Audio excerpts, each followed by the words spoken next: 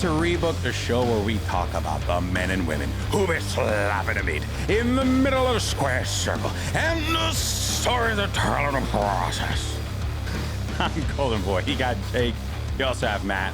And this is episode 47. And on this episode, we're going to be giving our predictions for this week's AEW Full Gear pay-per-view. And we're going to be talking about some interesting storylines that are manifesting on Smackdown. Which, because, you know, I didn't get the green and yellow hat memo. Should have Assholes, known. like Space Station come on, Gaming. and Jake's wearing a gross hat. Look, I don't follow sports, Ooh. but that's a gross hat. Is the I G know for that gross? much. Is the G for gross? Yeah, essentially, if you live in Chicago, it is. Oh, okay. Jake, it's just some pointed words for the Don't again. Beat us for I the don't first have a, time since 2018, and then I'll give a shit. I don't Chicago follow, but has I to hear say. I hear everybody in my family and my neighborhood like screaming every Sunday, like they're so bad. Yeah, they had so a chance. bad. They had a chance to beat us yesterday on a last-second field goal, and we blocked it, and it was. Oh, yeah, I saw that. It was delicious. Yeah. Every week, my uncle, I just see him like post on Facebook, like they always find a way to disappoint me. Dude, that's like So. it's like my grandma with the Mets.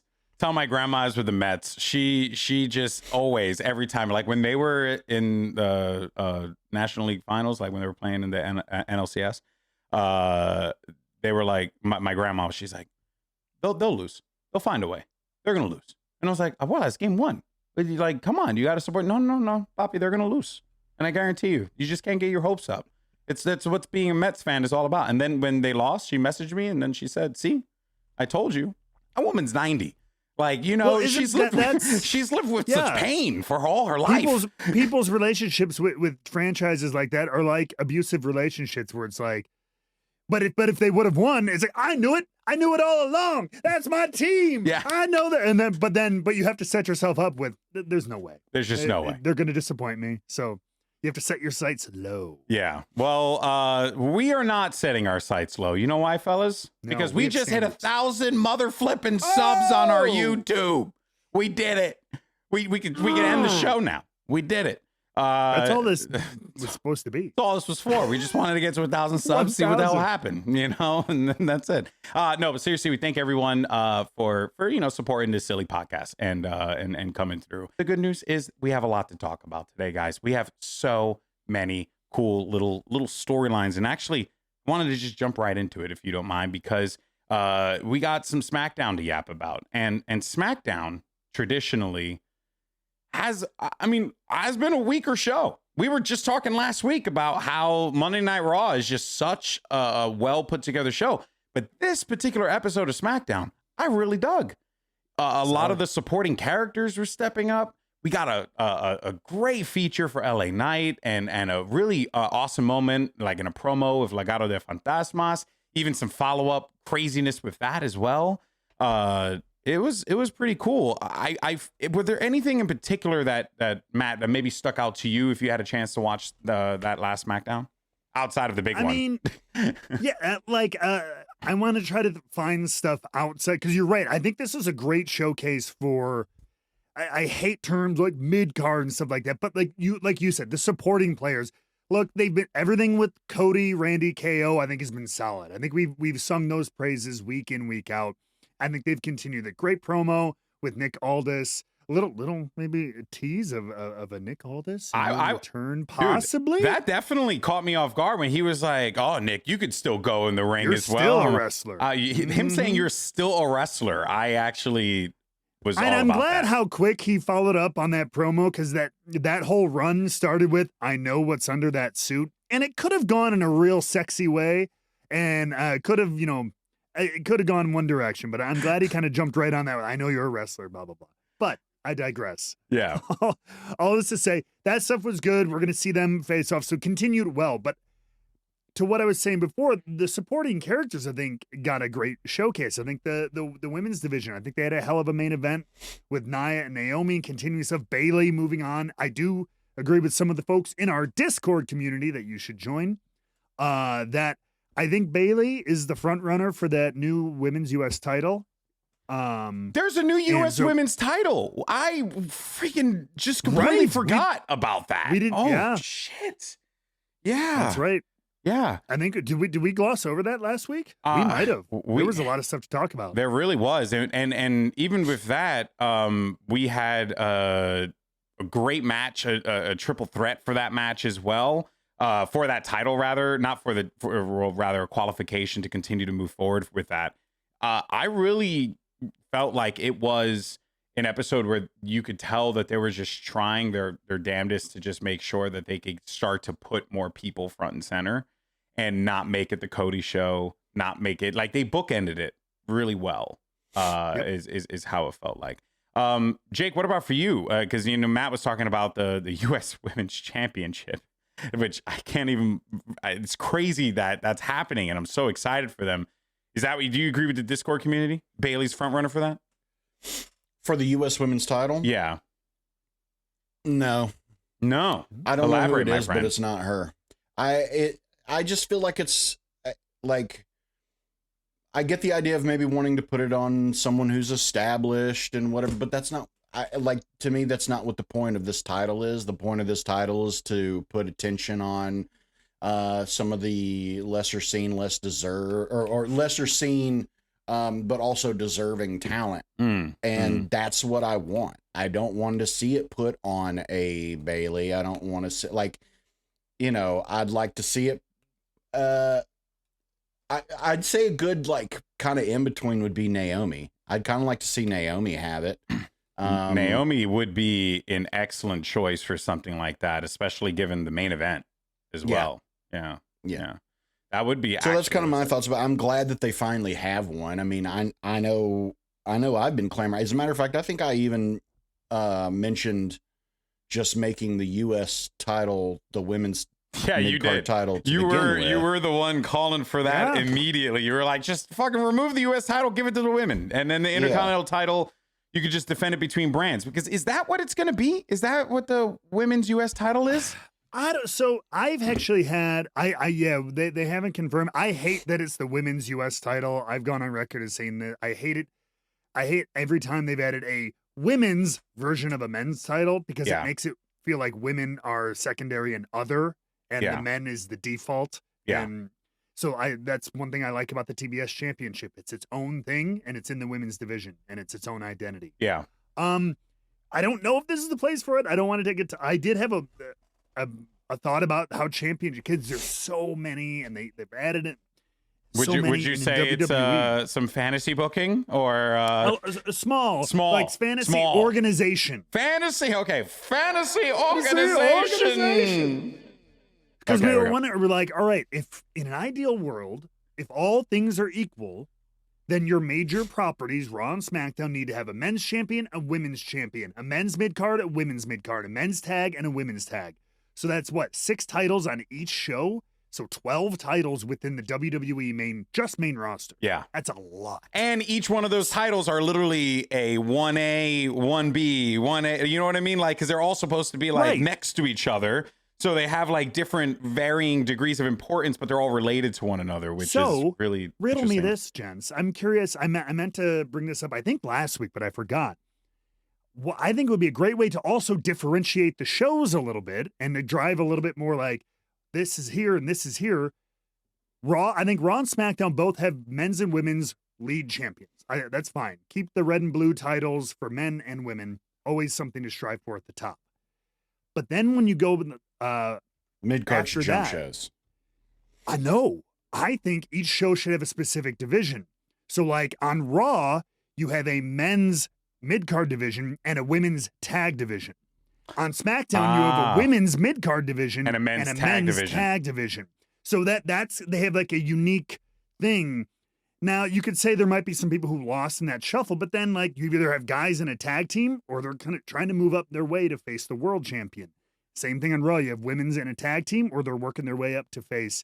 Then you only have 3 titles on each show, but unique divisions on each show that would be attractions that you don't get on the other show. I do like that idea, because I feel like the tag division right now. It's like weird, you know, it's very weird. And WWE has never handled two separate tag titles like, well, in my opinion. I don't think I've ever really seen them like it maybe the only time could have been post Mania 40 where like it was like actual emphasis being given to Grayson Waller and Austin Theory, and then you had the Miz and R-Truth thing, and it was like, okay, cool, they did a really good job separating it. That was like the best that they've ever done telling a story with the tag titles. Outside of that, it has been really, really rough.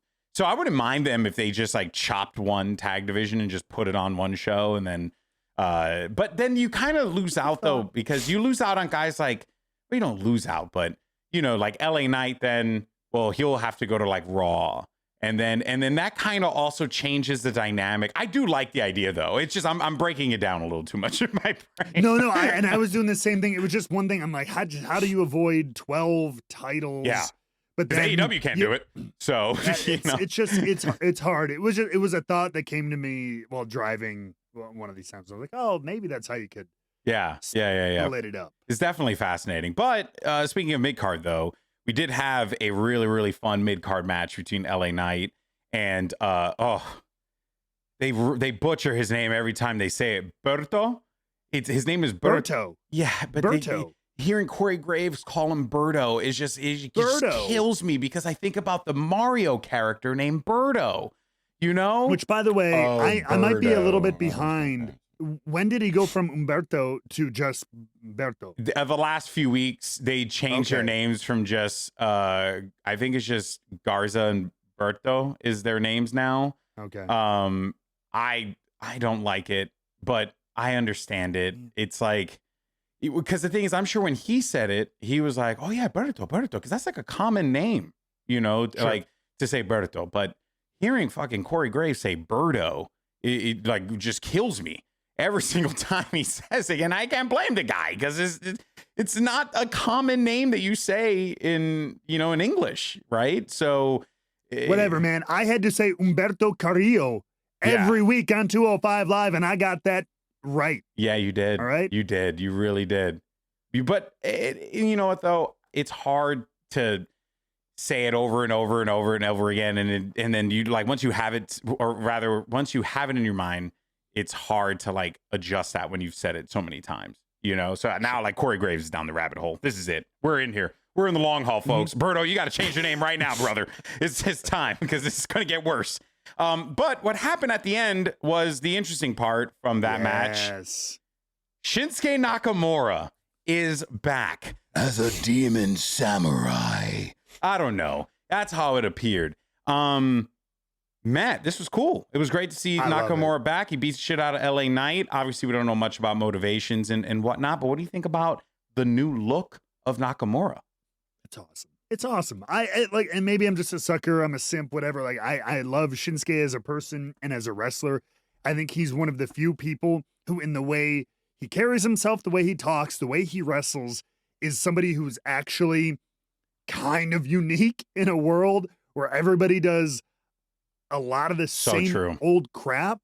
Like, even though again he's sometimes doing, but just his motions, the way he moves is different. The way he seems unique, he seems different, he seems like an artist of sorts in the ring more than almost anyone else. So like I love Shinsuke till the cows come home. So seeing him come in here with this, I've heard already like multiple nicknames. Where it was Demon Samurai, or like the Wayward Samurai, the Something Ronin. Yeah, like there's so many cool directions you could go with. He also painted his eyes in a Joker manner. It looked like. I believe it's more. I'm taking a leap here. More like kabuki almost style with the red under. I should look into that, but that's immediately where my head went. Interesting. It was a little bit more of a Japanese, old school, very like ancient Japanese kind of thing. Yeah. Okay. So we're getting, if we go this, because whenever I think about like ancient Japanese characters, you immediately think of the greatest Japanese character, Tensai. Okay. You guys remember Tensai? Lord Tensai? Lord Tensai? Yeah. Mm-hmm. Yeah, my NXT coach and trainer for years. Yes. Yeah. Shout out Matt Bloom. Not have a history of handling these kinds of characters all that well.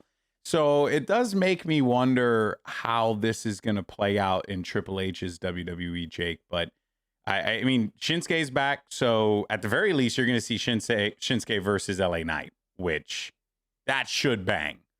Yeah, any thoughts on that potential feud? And also maybe what this means for Legado de Fantasmas, because they kind of just got, scurried off to the side. I don't know. Look, I love Shinsuke Nakamura, but they really have not given me much of a reason to give a shit about him the past couple years. I really thought that we were going a fun direction with him when he was doing that stuff with Cody, where he was doing those pre-recorded promos, and they were really good, but then he would just come out and lose. Yeah. And it just like Mystique only works when there is some sort of threat, like a credible threat. Yeah.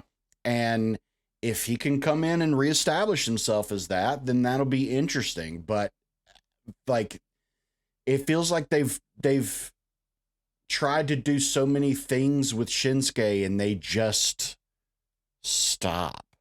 Yeah. So I'll be cautiously optimistic is kind of how I'm looking at it, because I just like, as much as we all know what he's capable of and we all know what he can do, it's just a matter if they give him a fucking chance or if they cut him off at the knees like they seem to do every time. Yeah. And I said it before, and I don't know if it's still true. Hopefully, as things have really fully shifted, maybe there's something more here. But I think I said it before. He's the new Dolph Ziggler. He's the guy they go, hey, he can have a great match with almost anybody, but he's always going to get beat. And like, he's the stepping stone to see if somebody can be in the main event or whatever like that. He seemed like they have a lot of feuds, to your point, Jake, in the last few years where it was like, oh, this will be good. Okay, then we'll beat Shinsuke and on so-and-so goes. So I hope maybe we've turned a corner with that. Because he did all that stuff. All the stuff with Seth was great too, but it just... Yeah. He had the same feud with Seth that he had with Cody, which was also really annoying because it was the same feud. I'm interested to see how LA Knight handles not having someone to play off of for promos. That's very true too. And someone as serious as Nakamura as well, right? Because see, Logan Paul, like, he's still making fun of Logan Paul, right? Like, I mean, that's easy. He's a jackass, so it's very easy to make fun of the guy. Nakamura, you're not going to get away with that, So that's going to be interesting. We'll keep an eye on it. This is gentlemen, I think we'll put this on the storyline watch. We're gonna keep our eyes on this. Never mind, wrong graphic. We're gonna keep our eyes on it. I forgot that I rewrote the graphic and I changed it and I never updated on my OBS. Lol. But there was one big thing that did happen at the Royal Rumble. At the Royal Rumble. You got Rumble on the brain. I have Rumble on the brain. Look at that. At Smackdown. And that was the Bloodline just street war that happened. And at first, you're like, okay, this is just shaping up to be just another one of those. Like, who's going to come out? Who's the fifth man that comes out to save the day for Roman Reigns and his boys? And it turns out it wasn't anyone coming out to save Roman. No, because you see, as the fight continues on, everyone's excited. And then in comes the man himself, Big Bronson Reed. He is a part of the Bloodline. What is happening? Well, a part of, or just a Bloodline hired gun for War Games. We don't have clarification of that yet. Bro, he's doing the thing. He's also legit Samoan. So is he? I thought he was from New Zealand. I know, but he may have Samoan cultural ties and stuff like that. Heritage. He is Samoan. He is Samoan. Holy crap, dude! He's Samoan too. I thought that he was just a flat out New Zealander the whole time. Maybe with some roots, but like that was about it. But that is exciting. It's awesome. It's unexpected. But yeah, let's talk about this though, because Matt, you kind of brought up the thing that everyone else is mentioning. is he really like a part of the bloodline, or is this just a one-shot thing because they need a fifth person for War Games, and it's a good opportunity to slot Seth Rollins and Bronson Reed into a really, really violent matchup? Yeah, I mean, I think, and so that's great. I was pretty convinced. I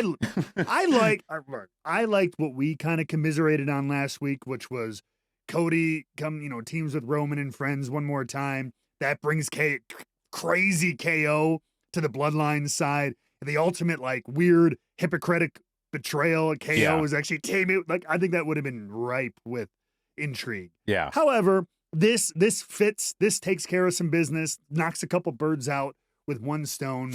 You continue Seth and Bronson Reed. You put him in a nasty situation. Now Seth has a reason to recant on his no, never. Yeah. And I'm sure we'll have a really cool, tense moment on Raw. Oh, I don't know if we mentioned it. Just FYI, folks, we're recording this Monday afternoon. Yes. Sorry for that late because we have some GB's traveling tomorrow, so we can't. And I'll be sure to do a note at the beginning of the episode as well in an edit, so don't worry about it. Worries. But yeah. But yeah, I'm sure we'll have a cool thing next week on Raw, and so I think it takes care of some good business. I think it'll work. I think it'll be a hell of a match. But I don't know. He could be, and so this would be the first time the Bloodline truly, I believe, as far as a roster goes, bleeds over both shows. Yeah. Because, I mean, if he does continue to run with them and he's wreaking havoc on Raw and they're wreaking havoc on SmackDown, and I don't know, it could be an expansion. Jake, when this happened, you knew that I squealed like a little girl, right? You know that, right? Yeah. Okay, thank you. What was your reaction when you saw Big Bronson Reed come out of nowhere and just wallop Roman like nothing? I don't know. It makes sense to me. It makes sense. I was surprised. It wasn't like I was like, oh yeah, of course he's there. But hindsight, it makes sense. I think that, his whole point is that he has been, I mean, their objectives align, right? I mean, that's to me a big reason why it makes sense that they're together, because they all want to make a statement. And that's what Bronson Reed has been talking about wanting to do for so long, is make a name for himself and make a statement. And the new Bloodline is certainly trying to do that themselves. So why not align with them? Why not do one more thing if you're really wanting to stick it to Seth Rollins? Then join the OC Bloodline and force Seth Rollins. I think it's kind of a smart thing from storyline perspective, from Bronson's perspective, is like, hey, you want to take me down now? It's not just me anymore, and you're probably going to have to start working with people that you do not like again, and because that's the only way that was it, like the enemy that you're going to take me down. Of my enemy. My enemy is my friend. Yeah. Mm-hmm. And yeah, that's kind of what it seems like a little bit, is that it's as much like a power play to continue, climbing up the ladder and climbing up the ranks for Bronson Reed, but it's very much a, he and Seth Rollins still have unfinished business. So it seems like a foregone conclusion that Seth will be in the Survivor Series match. Yeah. But I don't know if I like it. Dude, I was saying the same thing because it didn't need it. Like, that's when they started talking about the fifth member thing, my head immediately went to, does it have to be? I know they have in the past, it's been 5-on-5, but I'm like, but 4-on-4 works. Yeah. It doesn't have to be 5-on-5. These two entities have such a great history. And this is the OG, Sammy and the Usos and Roman. That was the actual OG Bloodline. The poetry's already written. OG versus new. And then it's like, now it's and friends. Or it's the featuring thing on a rap track, right? Featuring Bronson and Rollins. And it's cool. And again, it'll be good, and it takes care of their business. But from a poetry, from an art standpoint, I think it just would have been better to just see the 4-on-4 clash. Here's what I think would be interesting. I think it'd be interesting if they go into War Games and they don't have a fifth. I think it'd be interesting if they go in and they don't have a fifth, and everybody's waiting to see who's going to come out, who's going to be the fifth person to help the OG Bloodline in this War Games. And you know who comes out? Who's that? No one. Ooh. You reap what you sow. Yeah. Nobody. Four-year reign of terror. Look, exactly. you guys settled your stuff. Good for you. And none of us are going to help you. And then the way it changes is when they finally realize we don't have the friends that we thought we did, and that it's going to take more than just this, hey, I was wrong, will you be on our team and help us out? Like, there's going to have to be some repenting. There's going to have to be some reconciliation of there's some going to have kind. to be some, actions that speak louder than words. Yeah. And it may be interesting if Bronson Reed stays in the new Bloodline, no one shows up to help the OG Bloodline, and what happens after when Seth Rollins is in a match with Bronson Reed, in comes getting the the shit Bloodline. kicked out of him. Who comes to help Seth Rollins? The OG Bloodline, led by Roman Reigns. Which, they could still kind of sort of get there this next week very easily, because obviously we're going to be, catching this later. Like, they could, but also remember, because this is one thing I thought about too, is I was like, this is so fast. Yeah, it's very fast. It felt like this was very fast, and they have not been in the business of telling stories fast lately. So that's the only thing. That's what kind of gives me pause and thinking, like, I don't know, maybe they can stretch this out for a little while. Yeah. Because obviously all the talk has been that, oh, well, it's eventually just going to go to, it's all going to come down to, WrestleMania and Royal Rumble anyway. Yeah. Well, but the whole point of all this has been like trying to build up the new Bloodline, and you can still do that. Yeah. Why not hint towards the, hey, guess what? History's about to repeat itself, because this new Bloodline is also about to just run roughshod over this entire company. Yeah. Yeah. And do the same thing that the other ones did, but this one's more ruthless. This one's, this one has no conscience. This one is not, destruction's their only motivation. That's it. That's it. Yeah. That's it. That's all that they care about. It's great. I think you go in a lot of directions. What was that, Matt? Sorry. Yeah. I'm just saying, let's not forget. We talk about, like, the Seth stuff and the Bronson. Yes, of course. But let's not forget how SmackDown ended. The phone call.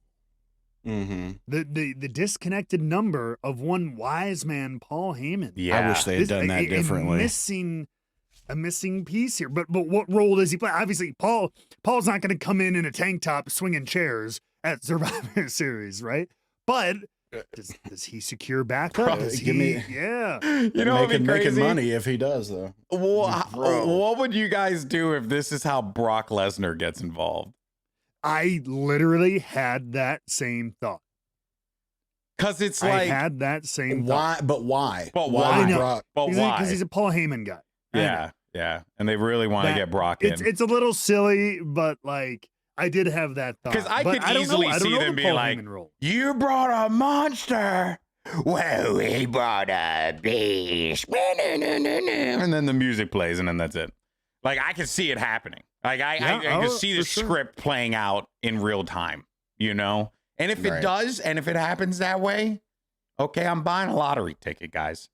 Okay, we got to do something with this foresight that we have. Or we got to do something. Or alarm bells, something maybe more palatable for at least the likes of us. I know there's a lot of people who'd like to see Brock. I'm not one of them. Same. But interesting way of going around about to maybe a certain WrestleMania match. Little fantasy book in here. Oh. Who's another very, very prominent Paul Heyman guy who's been away for a little bit? No. CM Punk And he makes has another no problem Survivor with them. Series return. No, but here's my roundabout little piece of business, and I don't think it's as interesting still, but it could work. He joins. Paul Heyman calls in the favor. Punk backs up the OG Bloodline fighting, and in the process, I don't think this is a full-on feud, but in the process, does something pretty nasty or whatever to take out like Bronson, which irritates the living hell out of one Seth Rollins, who has had a problem with CM Punk since the minute he showed back up in WWE, and we thought they were going to fight at WrestleMania last year until somebody got hurt. So how do you kick off the spark to the feud to WrestleMania 41 between potentially CM Punk and Seth Rollins to get back to where you want to do? CM Punk upstages Rollins, does what he refused to do, steps in at the Survivor Series match. Bro, you might actually be cooking. You actually might be takes cooking. out Bronson Reed. You know, maybe.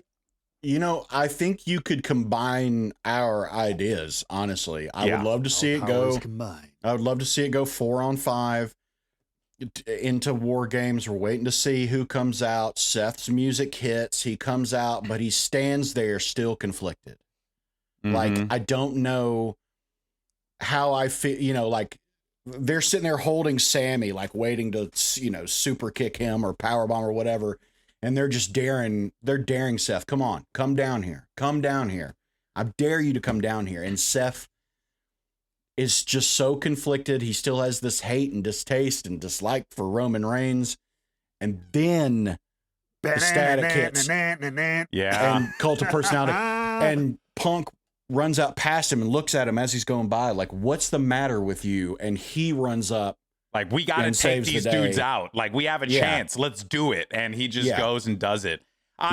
Oh, dude, if that happens. And it makes Seth look bad. Oh, if that happens, it's just moisture everywhere. It is going to be so good. I'm all about it. I love all of that. Fuck yeah, that is cool. That is a cool story, because then you get so many visuals out of that as well. The shot of Punk running past Seth Rollins, yelling at him. The look of Seth being frustrated and angry because CM Punk once again is upstaging him when he fucking hates the guy. And then they probably might win as well, because, I mean, they're kind of due for a win at this point. So if they pick up the win and Roman gets the win and Roman's standing there alongside CM Punk wasn't there for any of the Bloodline shit. He was out there playing hooky with the indie guys in the other place.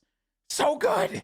Everyone, if you want to join us on Discord, you can go ahead and click the link in the description down below right here on YouTube, as well as on Spotify and Apple Podcasts. Join us on Discord so you can be a part of the conversation where we talk about all sorts of things happening in the world of professional wrestling, on top of the fact that we're just a couple nerds. We just like talking about wrestling, talk storylines, talking all the fun stuff. Check us out on Discord. You can click the link down below. We'd love to have you join us. It's a good time, and we'll see you there. Here we go, folks. AEW Full Gear, great card across the board. I'm not going to talk about the 0 Hour matchup because I don't even know what AJ from Costco Guys is. Yeah. I've never heard of that a day in my life, but hey, good for them. Let's continue forward, though, because when I saw that, I was like, the fuck is this? They're over somewhere, and they're making some strides into other media and like celebrity kind of thing, whatever. Wrestling's always done that, so that's cool. Some kind of social media where is their opponent who's a big fan of Sam's Club?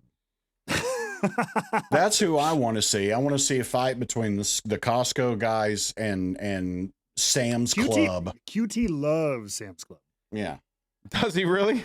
I don't know. That would have shocked me, honestly. All right. So I actually messed up and didn't save one picture. So obviously terrible person. Can't actually do my job right. Recording, right? Yes, I am recording, you pain in the ass. All right. So here we go. First matchup that we're going to talk about here is probably, in my opinion, it's the weakest one on the card, and it's why it's got the shittiest graphic.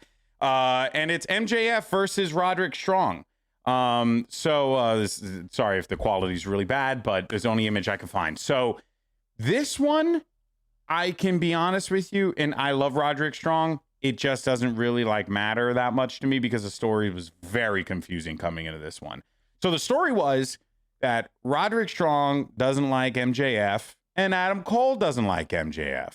So MJF was like, well, guys, you can win 3 matches and then one of you gets to face me at Full Gear. And now we know. Can we talk about this for a second? And I hated it. It's just why is MJF constantly like Shang Tsung and organizing these fucking? It's the gimmick. It's him. And why do people facing him give a shit? If I were Roderick Strong or anybody else giving him a shit, I'm gonna be like, I'm not gonna fight your fucking cronies. Either quit being a bitch and have a match with me, or don't and say you're a bitch. Because that's how I would feel if I were any opponent of MJF. Because he just keeps throwing people out there like he's Shredder with Foot Clan like clones. Just have a fucking match. Why you're not the Riddler. Like quit doing all these like weird caveats and just have a fucking match. I couldn't agree more, man. I couldn't agree more. To be fair, MJF is a bitch, though. That's kind of his whole character. I get that, but then why do characters have to be so stupid as to listen to him as if he makes any fucking rules? That's the thing for me. Again, coming from the broadcast side, we always try to we try to be, because we're the ones who are establishing kind of like the rules for the people at home. So if we explain rules in matches, we catch people up like, hey, how did we get to this match? They beat them, which qualified them for we're always doing that. So we like things to make sense. So one of our big things is, unless there's some kind of storyline thing that says it, wrestlers don't make matches. Yeah. And I think it's a good rule to follow. They don't. Authority figures, you could say the board, the anonymous GM, the GM, overstressed Christopher Daniels. Yeah, whatever. But wrestlers don't just get to go, okay, I'm facing you next week. Like, no, there is somebody in charge in our TV show about a sports organization who inks these matches or whatever. So I don't like, and I don't, that he goes, you have to beat 3 people. And like, you can have a match with me if you answer these riddles 3. And I don't fucking care. Have a match. You were holding that one on the chamber, and then you genius. Okay, look, here I'm with you. I'm all about this. Honestly, this was just dumb. I felt like it was just dumb. I think it was just a way for them to just have Roddy face MJF when you could have just had done this any other way. Am I the only one who, and I'm with you, I love Roddy. I think he's so good and everything, but the very abrupt, like, at least to me, felt like a very abrupt right turn, 360 of the King. What are they now? Undisputed Kingdom. They're good guys now. They out of almost nowhere, like weeks and weeks ago or whatever, and since between the injuries and the returns of both MJF. It's MJF and Adam Cole is all people give a shit about, right? Yeah. No offense to Roddy. This seems like it is a pit stop to get to that. This all just, to me, it wouldn't shock me if this match changes going into the event. I don't think it's even going to change. I think the whole he's MJF is trying to put shit in between him and Adam Cole, right? That's where my head is going. It wouldn't surprise me if the match doesn't even happen. Yeah, that's I mean, I could see MJF coming out and just beating the shit out of Roderick Strong and not giving a fuck about the outcome and just being like, "Here's your boy. Where are you?" Yeah. That's a very strong possibility. I don't know. I tell you especially what, with the little Undisputed Era tease they did on Dynamite with the 3 guys in the ring together. So yeah, I think for that's the big story. It's not, the story is not Roddy versus MJF. It's Adam and MJF with this. Hey, what friends are you going to get to back you up? Whatever it is, there's more to it. This seems like a weird pit stop. This is like watching Apollo Creed fight. It's like watching him fight the Russian whose name for some reason I get Von Drago. Yeah, it's like, it's like we know that with this we didn't come here to see Apollo fight Drago. We came here to see Rocky fight. Yeah, Drago. And and we're just all going to watch Apollo die again. Yeah. That's what it feels like is going to happen. Touche. Very much so. Well, hey, you know what? You mentioned Drago, someone who looks like Drago, Kyle Fletcher. He is going to be going up against Will Ospreay, and you know what? This matchup I'm actually very excited for. I'm excited for this matchup for a variety of reasons, and you guys can go ahead and tell me I'm crazy after this, and it's completely fine.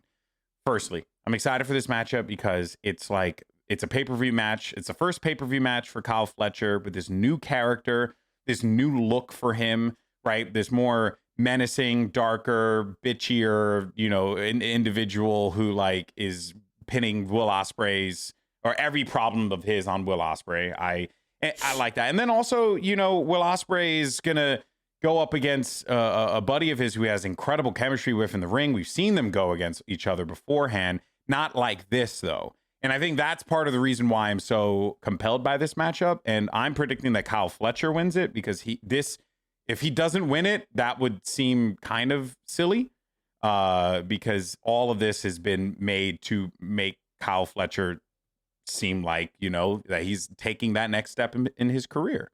So Kyle should win. I don't think Will Ospreay really needs to win. If you give Will Ospreay the win, it's not the end of the world. I just don't really think that is the way that you'd want Kyle Fletcher to kind of get this start as a bad guy, So what do you guys think? I can see it go. I mean, it's going to be a hell of a match. I almost, to your point, even though it is different, you're right. I wish we hadn't had that match right after Will started wrestling for the company in the spring, right? Mm-hmm. It was one of his first matches, right? It was him and Kyle back when Don Callis was doing the thing like test yourself against your own family kind of thing. Yeah. I almost wish that didn't happen because it would have been more fun as a first time in AEW if it was going down here. But I don't know. I think full heel Kyle Fletcher, and I feel like the screwdriver is going to play a big role in this. It popped up again because he showed up to the ring, and then Will's like, I know you have it on you. And I've been in those meetings. Yeah, takes out the screwdriver and tosses it in the middle of the ring. It was so funny. I will say, I don't know, was it this past week? I think where he chucked it into the floor and it stuck right into the mat. Yeah, that was pretty dope. Kind of badass. Like, wow, what are the chances of that working out? Because that could have gone real bad. Yeah. I think it'll be good. I do agree. I think Kyle needs the win. The story makes more sense if Kyle wins. I think it does too. Yeah. I think it does too. Especially but if he I know cheats Jake to was win. shaking his head. I just don't think they like to see Will Ospreay lose. I just don't. I know that he dropped the title at Wrestle Dream, but I don't know. It always feels like when Will's in singles matches, it's always Will. It's Will every time. Yeah. Unless the Don Callis family gets involved, which they most certainly will. No pun intended. I don't think if we're talking a clean win, Fletcher's not getting it. No. And there's no shot. So it will come at the cost of some kind of interference or something to that effect. But if this is a story that's now Will versus the Callis family and not just Kyle Fletcher, then he'll take a loss. But if it's just him versus Kyle, yeah. It's Will isn't gonna lose. He's just not. I just don't ever feel like I feel like he's constantly presented as someone that if it's a one-on-one match, he's gonna win every time. I feel like he's presented that way. So that's just kind of how I feel going into every one of Will Ospreay's matches is he'll win until he doesn't. It's kind of how I always feel. Fascinating. Like the new John Cena. I mean, kind of. Easy. I mean, I think it's a little early to say. Obviously not to the level of success or fame or whatever. No. I'm saying I'm purely saying LOL Cena wins. LOL Cena wins. Yes, I mean that's a little how I feel with Will Ospreay. Because sometimes it is a little LOL Will Ospreay wins. Yes, and that's what I meant by it. Not he's what I mean by peacemaker. Yeah, that's what I mean by. I don't mean that Will. I'm not talking about Will's not Superman. He's not Superman Cena. Yeah, but I mean, I don't know. You're getting close. Where there's a Will. Oh no, God. Sorry. There's a Fletcher. This is the one that I am fucking stoked for, just because of the two men involved. It's Hangman Adam Page versus Jay White. These two men have fought each other numerous times in the past. The story for this one is that Hangman has not been able to get that win over Jay White. Jay White has his number, and Jay White has constantly let him know of that each and every time they square off against each other. These two guys fought each other once before, and Jay White won. So this is Hangman coming back for it again. Now, these are two guys that are going to be fighting for world championships very, very soon, one way or another. I think you're looking at another banger matchup. We've seen this match before. But what I like this particular match is because it really is a story match. It's like they are focusing, Jake, on Hangman Adam Page has never beaten Jay White before. And here you got this new Hangman character who's angry and bitter and pissed off and wants to fuck everything up. And yet he can't beat Jay White. He cannot. So how could he possibly hope to achieve the highest of highs? And I don't think it's going to change. I think Jay White is going to win again. I don't know how, but I think he's going to win. Jake, what do you think? I think I agree with you. Actually, I think we're at the point of trying to build up Jay White, and I think that it's just more interesting to see Hangman continue upon this descent into madness and just get worse and worse, and and him having this constantly hanging over him, I think is a very interesting. It's always fun when like one person has someone's number, and it's just like, damn, why can't I just beat that one guy? Yeah. The Patrick Mahomes to someone's Josh Allen, except this weekend, go Bills. But mostly because fuck the Chiefs. But anyway, so. I think I think that's more interesting. It's a more interesting storytelling device that can drop in at any moment. And when Jay starts getting into more title pictures, more singles title pictures, like he should be, you can start injecting Hangman in those too.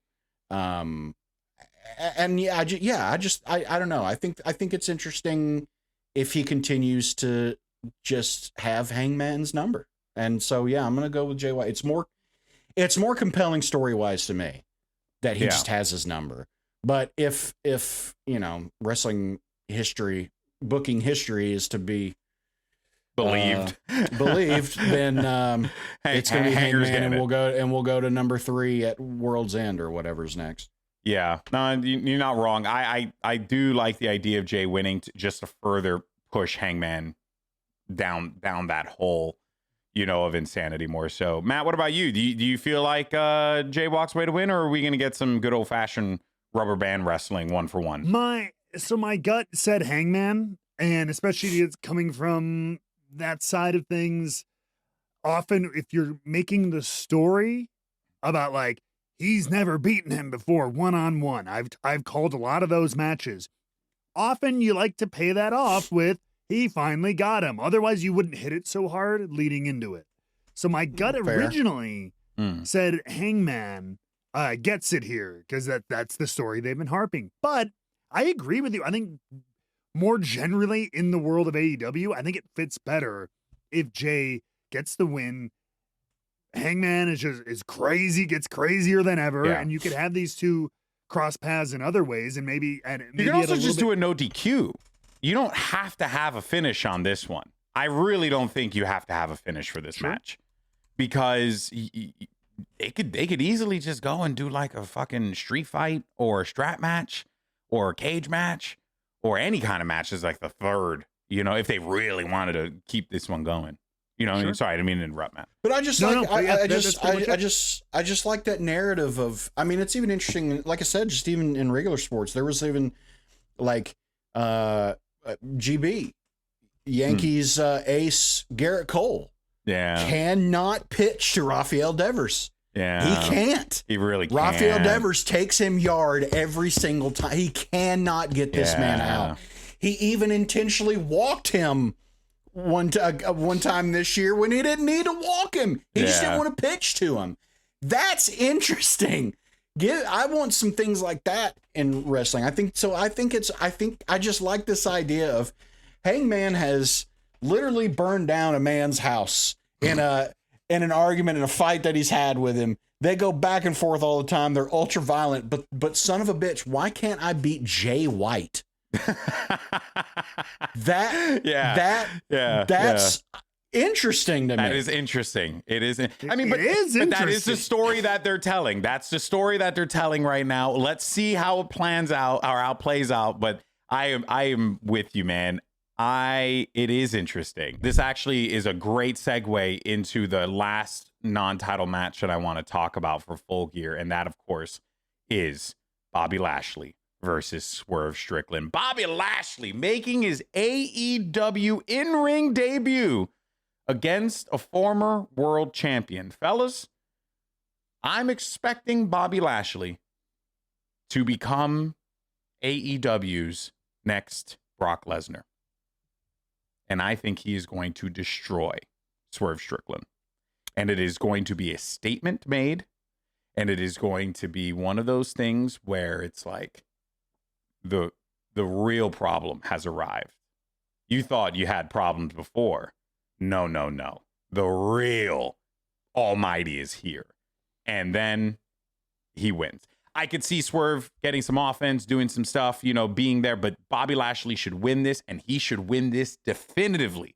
It should not be because it should put Swerve on that hero's journey. That's what this match should do. Fellas, what do you think? Jake, you're nodding your head. This should be Suplex City. Right? This should be Suplex City.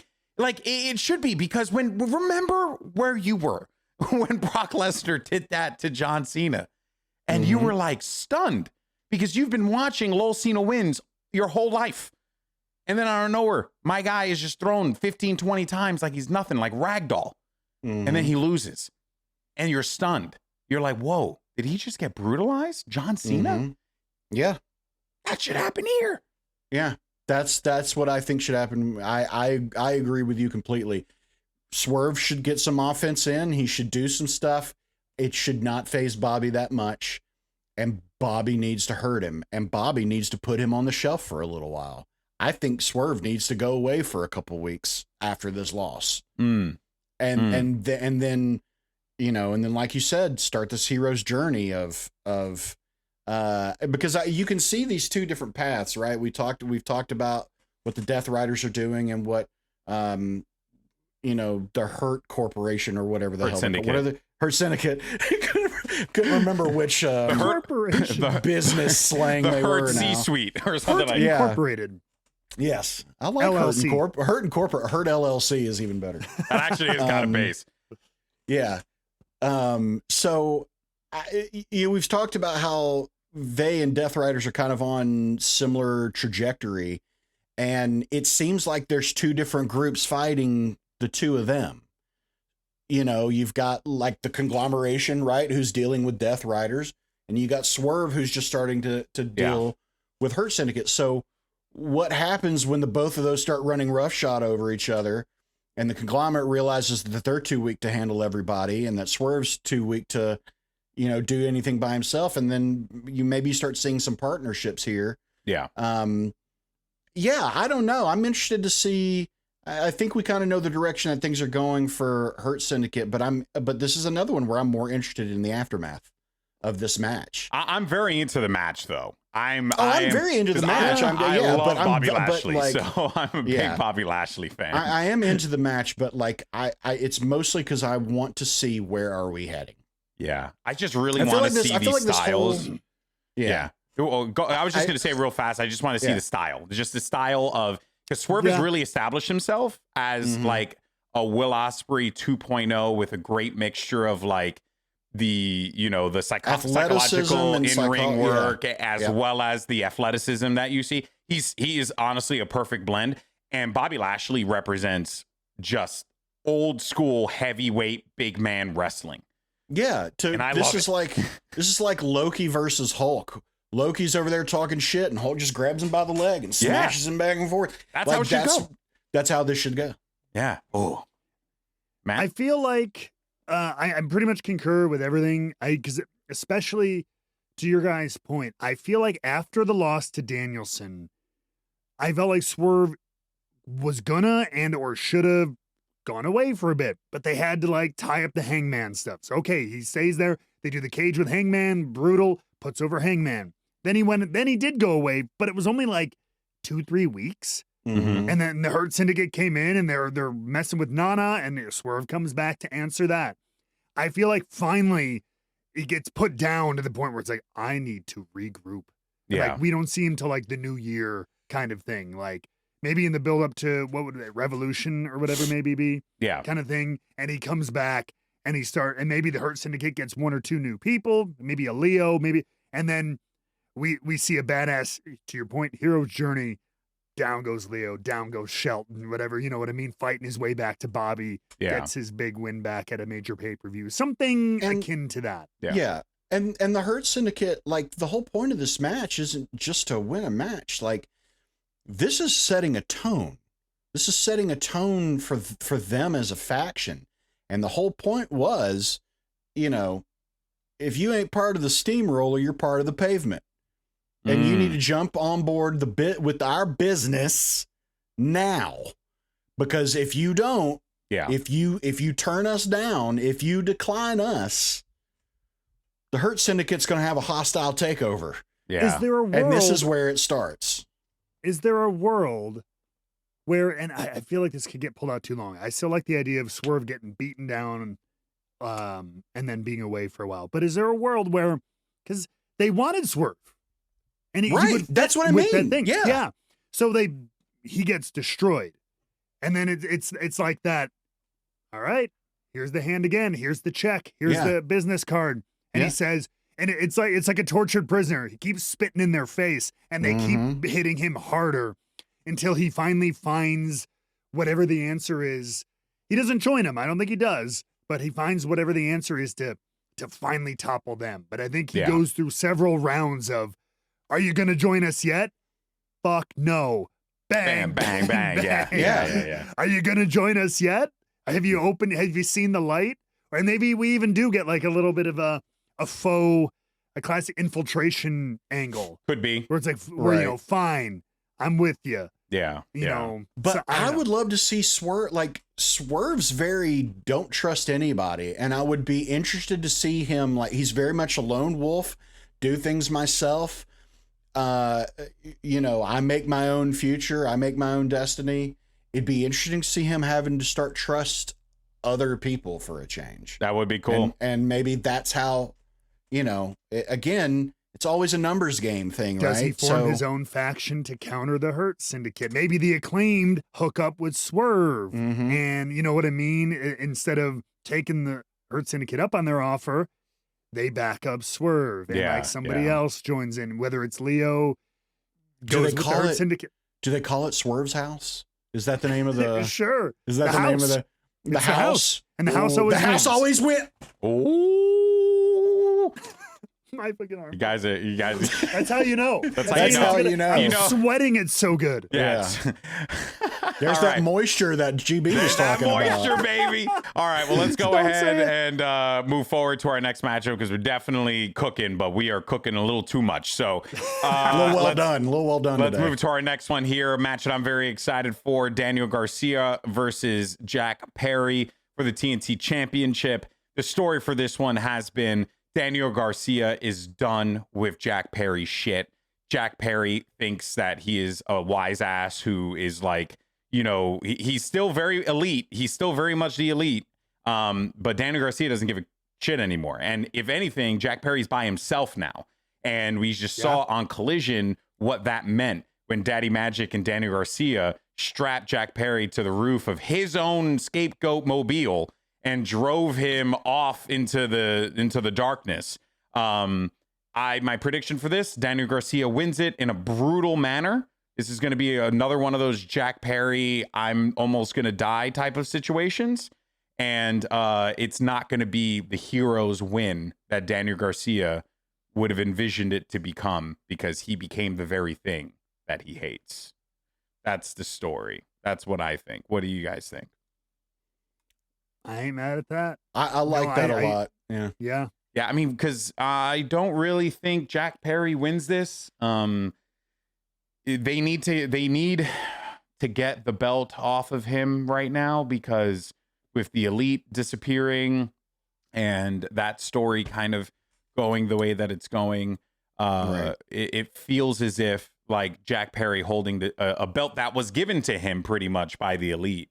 You know, it's gonna be very fascinating to see how this breaks down. But that, and also Danny Garcia getting the belt, I think opens up the opportunity for Death Riders or Hurt Syndicate to come in and be able to just rip that belt away from him. Because as we all know, when you want to get a faction over, what do? You drape them with gold. So, and Danny Garcia is a good person to do that with, I think. Any opposition on that? No, I'm with you on that. Yeah. I'm on that ride. This has been a great story, though.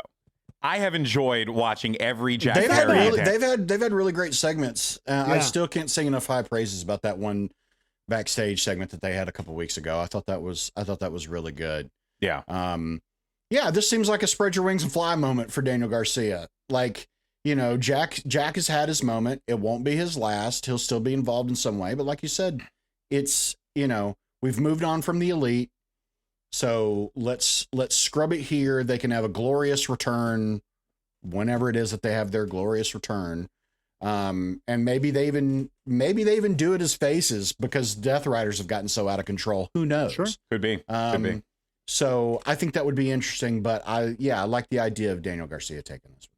Yeah, it just fits, you know, makes sense. And it'll be a cool moment, especially considering how they do it. Matt, do you think though that they go the Daniel Garcia brutalizes the shit out of Jack Perry and almost dies, or does he just get a clean 1, 2, 3? Ah! I don't think it's like it beats him to a bloody pulp, like fists covered in brain the only matter. reason I say that is because it's Jack scene. Perry. It's Jack Perry who really likes that. Like true, but I don't think it gets to that point. But I think it is a moment for Jack Perry to go like, let's put it, Jack Perry fucked around and he's going to find out at Full Gear. That's kind of what Daniel Garcia has been saying, especially to both your guys' points. The Elite's gone. It feels like the only reason Jack is sticking around is like, I've got this title belt. I've got to defend it. And shit. You know what I mean? Like, I can't, like, the boss says I can't just leave. I have to do the business with this.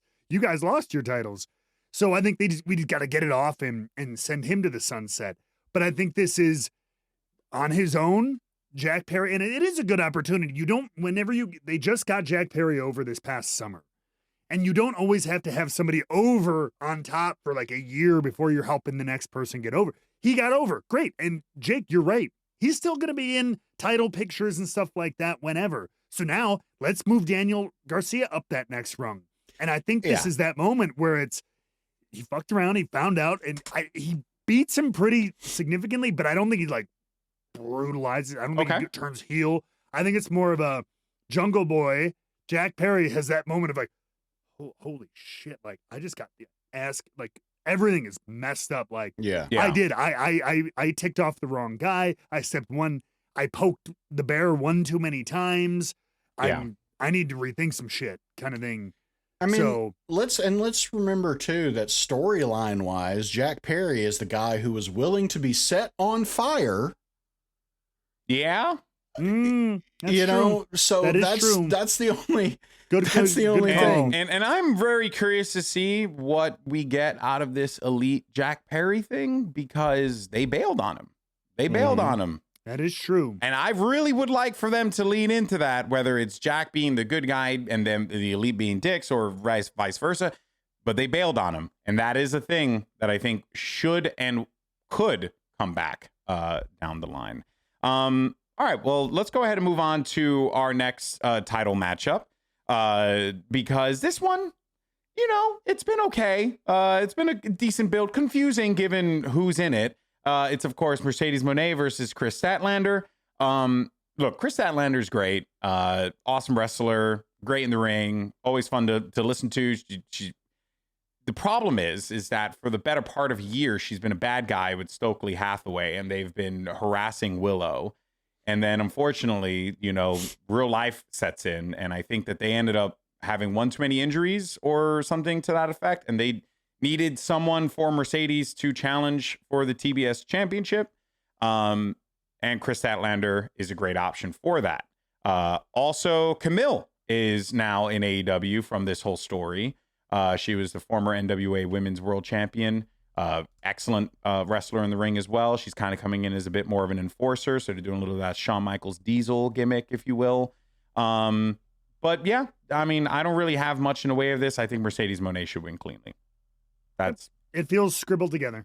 Yeah. And I think it was. And they've had fun with it, though. They've had fun with it. They had the moment where KRIS tackled Mercedes through the fake wall. That was great. Wall, yeah. You know, you had the Camille injuring her arm storyline because of KRIS. You know, so like there's something trying to make something out of it. Yeah, they made something out of nothing. Honestly. Yeah. And they did the best they could, but I think it's a little bit of going to be a footnote match. I think it's a pretty clear-cut win for Mercedes. More interested in what happens after this. Yep. Who's next? Then what's next? And I would even say who's next for the match, but just what happens literally after the match concludes. Like, I'm curious if we get another debut, if we get some shenanigans of some kind. I would not be shocked. Confronts Mercedes, whatever it is. Yeah, would not be shocked. Jake, anything to add, or are you down to move on to the main?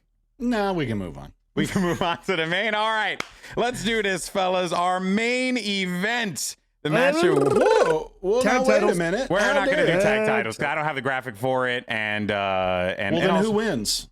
It's just a tournament, right? It's just quick predictions. Private Party is going to win. They're just doing this so that Private Party can get a win.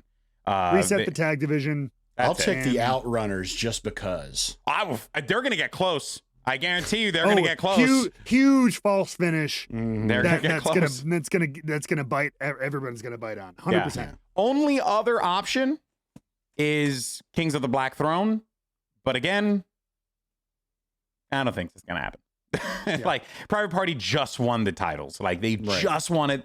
I think they defended it once, if even. I don't even think they have. So yeah. Anyway, let's go ahead though and move on to and there is no women's wrestling, no women's world title matchup as well. It's going to be a segment with Mina and Mariah May. That should be really funny. So we'll see what happens.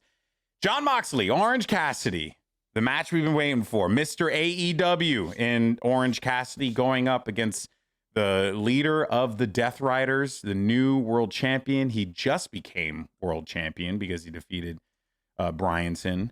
I mean, look, Mox should win. I mean, that's it. Mox should win. The story's been great leading into this, though. Truly, Orange Cassidy finding that second gear, being, you know, a potential face of the company. But really, do you really take the belt off of Jon Moxley right now? Really? There's just no way. No, you don't. You don't. And I think this story is more interesting than I thought it was going to be at the very outset of it. I'm more interested in seeing Orange Cassidy versus I mean, I know it was going to be a good match, but like the build to it has been better. I think this is a good opportunity, though. This is a good example of something where like this is round one. I think. I don't even think you have to be done with OC yet. I think because the whole story, it was started as devastation. Holy crap.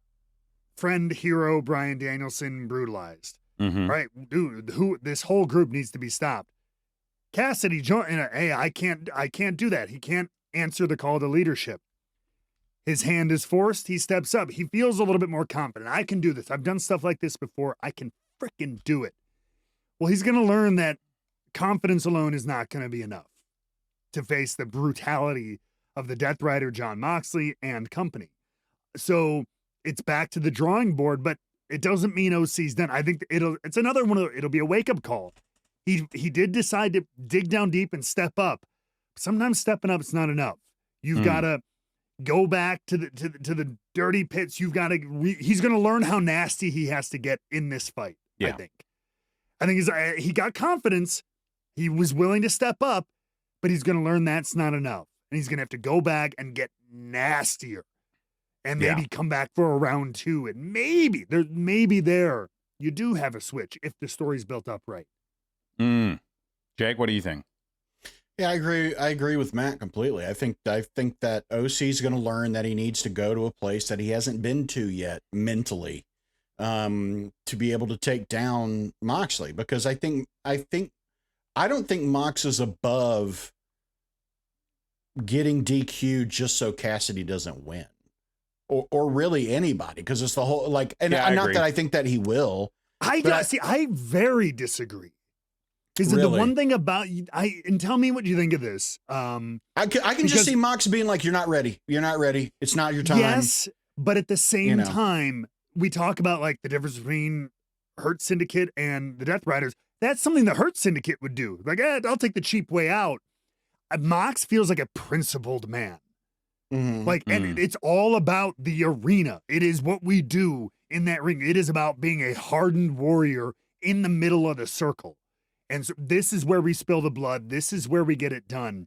And so that's the one thing, as much as he's a heel, and they are heel because of the way they conduct themselves. Yeah. When it comes to them, he feels like a principled character, that I am going to beat you in the middle of that ring or around the building if it's an ODQ match, whatever. But whatever the environment is, I will beat you definitively.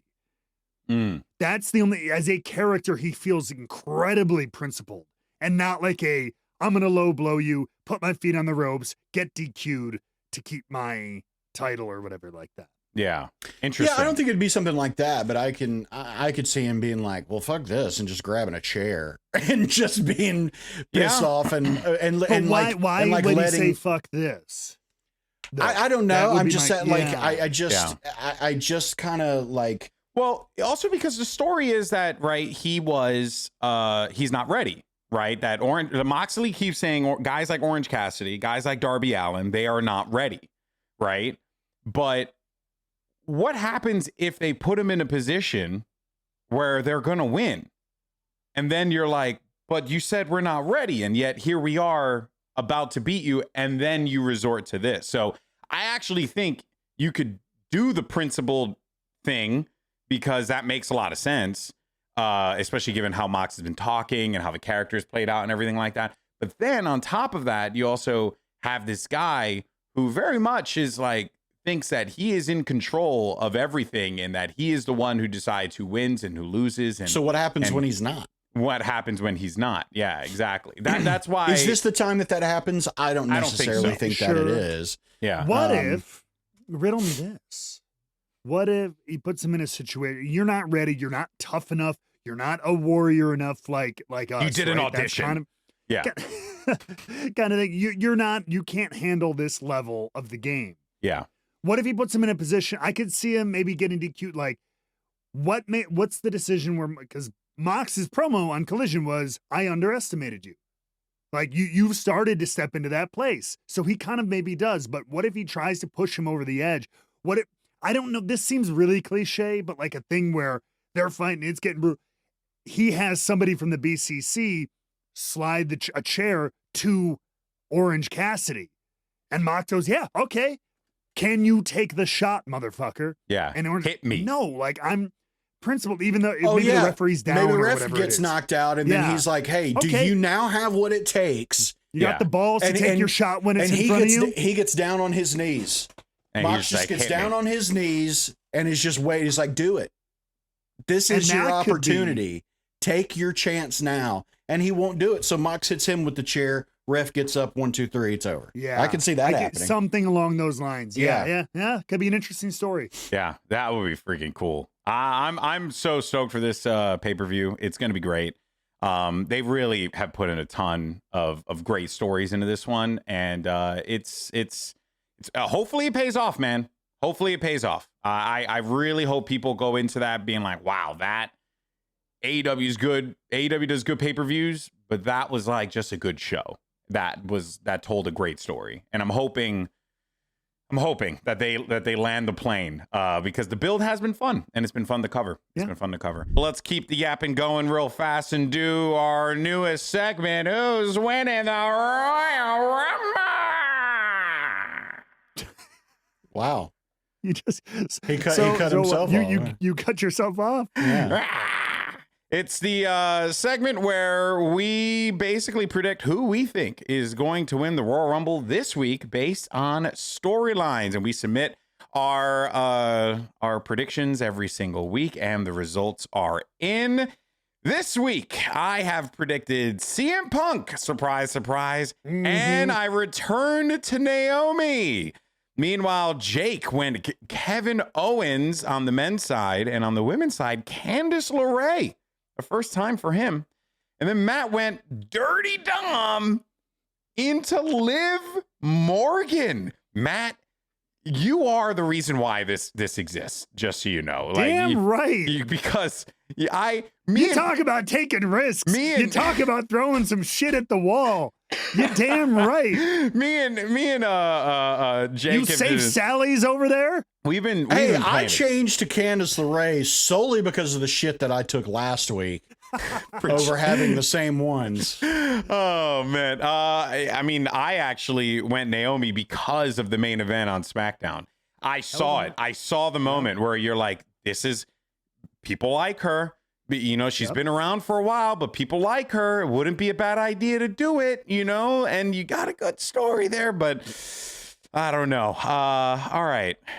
Candice LeRae. Jake, something you saw this week? I just like her.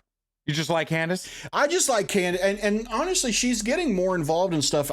I get the feeling that, not to like divulge into another conversation, I get the feeling that we're seeing the setup of a women's Survivor Series War Games match.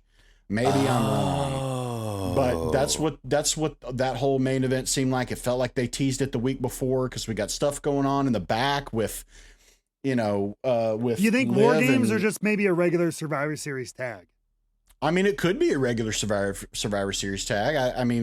But I would like for them to do a Survivor Series tag as well as a War Games. I actually don't mind that, and they very well might. It kind of seemed, because look at this. I mean, this seems like that's kind of where it's going. But the fact that Candice is being put more into this spotlight, like she should have been all along, because she's such a good wrestler.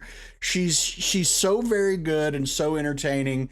I like her showing more personality as a heel, and I want to see her get more involved in stuff. And so I just picked a complete dark horse. Yeah, I like that one. That's a good pick, man. I don't disagree with it. Again, I went with Naomi because what I saw this week was very much telling me like, that was some belief to put Naomi in a main event against Nia Jax, like that, in that kind of a spot, and give them as much time as they did, and they went hard. That was a fucking fun match to watch. Love that. All right, Matt, Dirty Dom, Liv Morgan, explanation. Look, I just think the story is beautiful. This wild friggin' like God, I'm trying to think of the what's the movie with Woody, Natural Born Killers style, like crazy love here between these two characters. To have a couple win the men's and women's Royal Rumble, I think is just cool. And I'm going off the wall with chaos because I love it. And I'm imagining a world. This would be an absolute waste, but it would be so good. Where Liv helps Dom win the Rumble. Dom helps Liv win her Rumble. At some point in between here and there, I think Rhea Ripley takes the title back, gets her finally gets her revenge, takes the title back.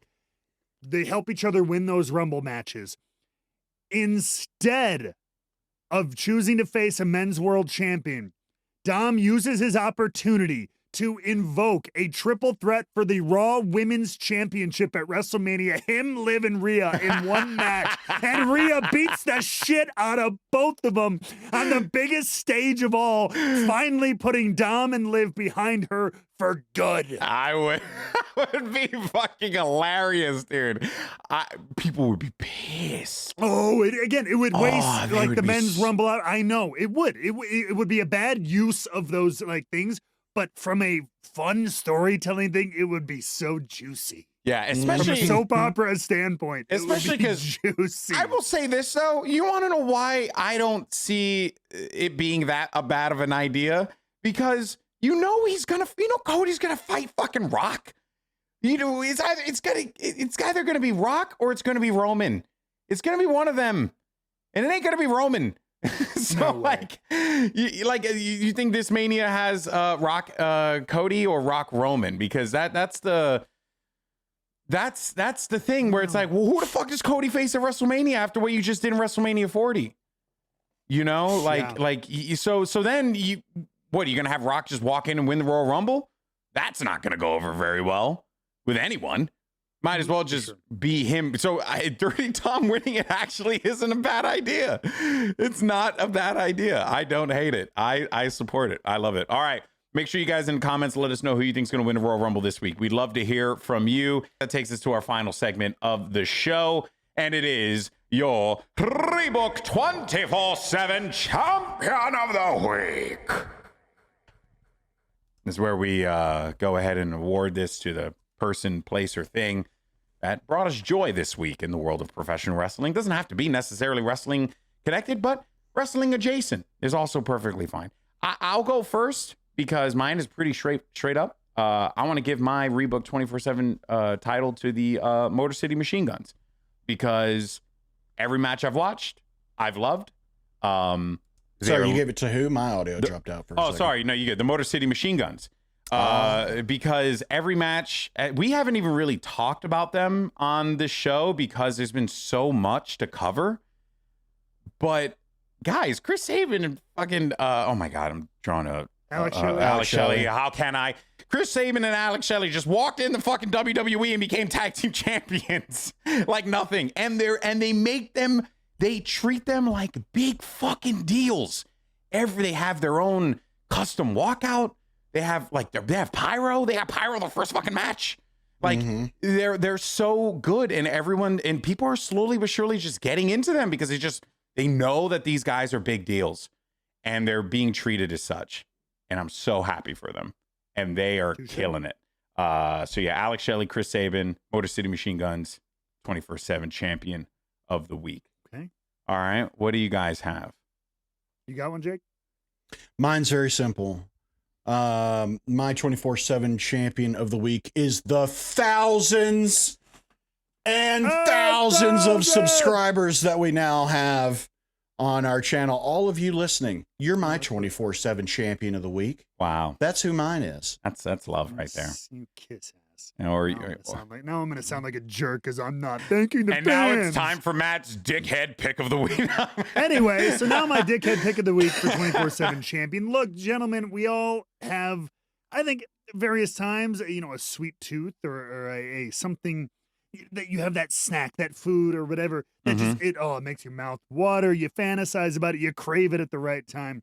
Well, my pick for champion of the week, 24/7 Champion of the Week, was something very similar. It obviously invoked that in a very prominent figure this week because my champion were Mike Tyson's gloves at the infamous fight between him and Jake Paul because he was eating the shit out of those things every five freaking. That fight was a fucking embarrassment. Oh my God. It was a thing that happened. That was an embarrassment. I watched the last round of that fight. I'm so glad I did not waste a second of my time watching that because there was nothing of value to extract from that. And my favorite part was when the journalist asked him before the match, so are you actually going to fight actual contenders ever? And Jake Paul just got so fucking mad because he's such a little bitch. And he was just like, hey, Mike Tyson is a contender. And then Mike Tyson did fucking not even paying attention, half heard the question. And then he's like, what are you talking about? And then it's just just look like idiots. It was just the dumbest thing I'd ever seen. Oh my God. They made a lot of money. Highway robbery. Oh, they made big money. They robbed Netflix dry. And maybe Netflix is happy. I don't know. I would have. I'd rather watch Undertaker Goldberg at Crown Jewel again than watch. I would have rather seen Undertaker and Goldberg go for a 30-minute Iron Man, Iron Senior match. Careful what you wish for. Then watch Jake Paul, Mike Tyson fight again. That's where I'm at. And hey, careful what you wish for. Saudi Arabia might pay for it. Anyway. I think we got to give it to the fans. We got to give it to the fans. We got to be good. The fans. People are the people. You guys are awesome. Yeah. Help us cross that threshold. Yeah, seriously. We'll wrap it up here because we've gone on. This is probably one of our longest episodes ever. But yes, it is. Honestly, this show has meant so much to me, and it's been a great pleasure to do this show with the both of you guys. And the good news is, this is only episode 47. We have plenty more that's coming down the horizon. This silly little podcast show about men and women slapping me in the middle of the squared circle ain't going anywhere. We thank you so much for joining us on this journey. It has been such a fun one. And we'll see you guys next week. And programming note, next week episode is going to be airing a little bit later, going into Thursday, because I come back from Sweden on Tuesday, which is the day that we record. So we'll be releasing that one as a preview for Survivor Series. It's going to be awesome. All right, guys, thank you so much for watching. We'll catch you on the next one. Take care, like, subscribe, do all the stuff, and we'll see you soon. Peace.